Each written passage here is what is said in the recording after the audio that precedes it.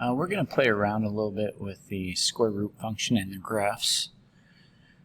And they want you to do this without the use of a calculator. So if you're imagining using a table, you might be able to just think about if the type of numbers that you can square root.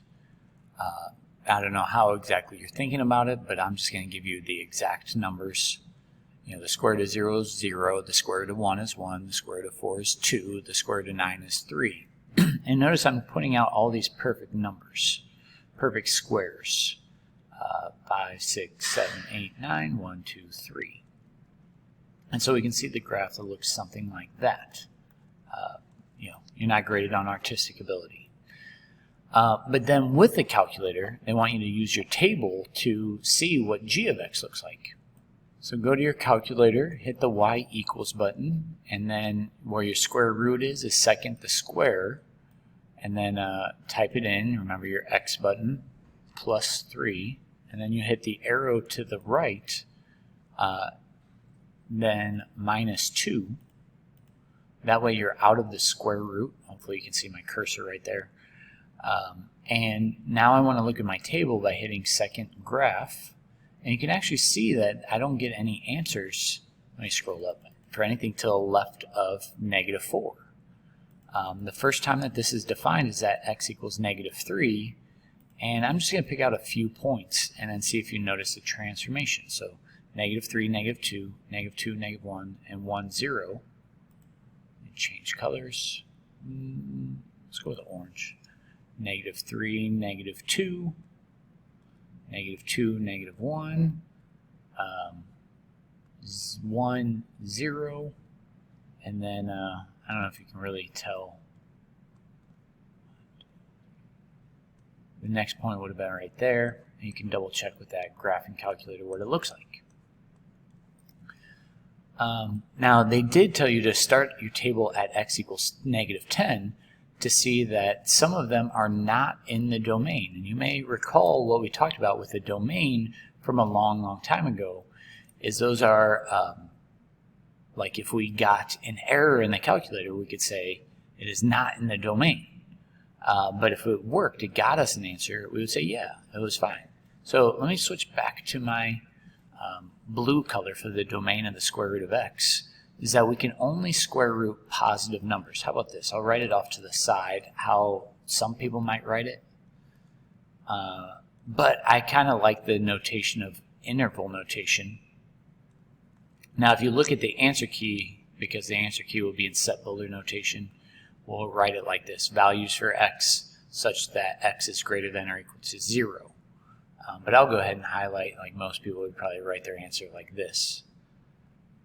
And then if you look at the range on that problem, well, it also went from 0 to infinity. And in set builder notation, it would look something like this: y is greater than or equal to 0. So if we talk about the domain on this other one, you may recall that we talked about what's underneath the square root must be greater than or equal to 0, because we can only square root positive numbers, or 0. So you would subtract that 3 over, and that's why our domain would be written in this way. But again, in set builder notation, maybe I'll do this in black, you would see this: values for x. I can just put it right here. Values for x satisfying that x is greater than or equal to -3. Now if you notice, that -2 is actually part of the range, because it shifts the graph down 2, and when you go down 2, that's affecting the up and down the range values, the y values, which is why our answer would be written like this and in set builder notation. So get used to this. You never know how it's going to show up on the test. It would look like that. So if you think about a few of these things, and you think about some of the transformations at hand, it might make sense as far as what the domain would look like, how we get this kind of answer. Now, I'm well aware that you can use a graphing calculator, but I want to talk about the transformations, because normally the graph starts at the origin and just goes up and to the right. 1, 2, at 4, 2. So I'm kind of just giving you the parent function, y equals the square root of x. But think about what would happen if I just added 4 to the problem? Well, if you add 4, it's going to move the graph up 4 units. Now this negative in front is going to reflect, and I think you can tell just by looking at the problem that it is reflected, but number 2 is incorrectly reflected. If we go at the previous problem, I don't know if you noticed, it was +3 shifted left 3. This time, if you look at this one, this is a -4, that would shift right 4. Yeah, that's not what we wanted. We wanted to go to the left. You can see right 4 would be that way. I was kind of hesitant to talk about this next one because, well, it is right 4 just like the other one, but at least now it is reflected. We have that negative in front, but it's still wrong because of that. And you probably noticed I purposely skipped this first one because that's what we want. I can change colors. It was shifted left 4 because of the plus right there, and reflected, and that's exactly what we wanted. So option 1 was correct. Just moving on. Remember, you can always pause the video and try some of these problems on your own. But I believe we've done this earlier in the year, that when we square root numbers, we can only square root positives or 0. I'll even write that down, square root of a positive or the square root of 0. We can do that. What we can't do is the square root of a negative. So if I asked you to solve this problem, the only possible answers that we can get are values for x that are bigger than or equal to 5.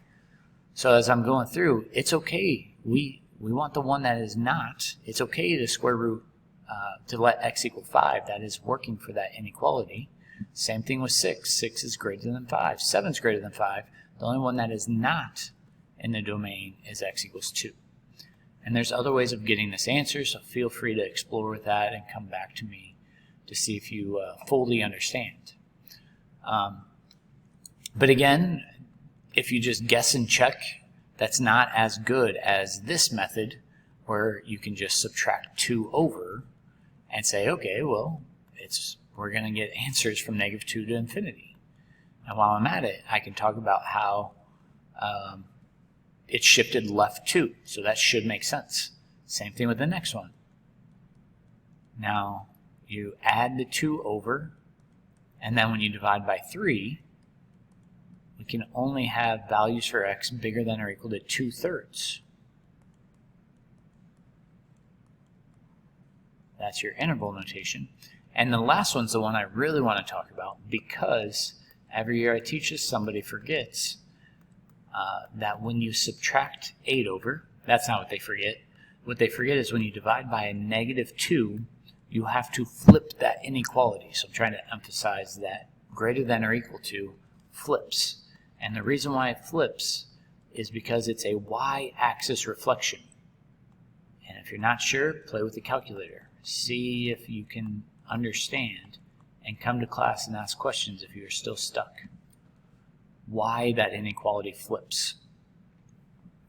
So as we move on to the next exercise, we're going to put in a quadratic as well and kind of talk about what's happening here. So if we use a calculator as they ask, y equals still the square root. I can go ahead and change that to squared.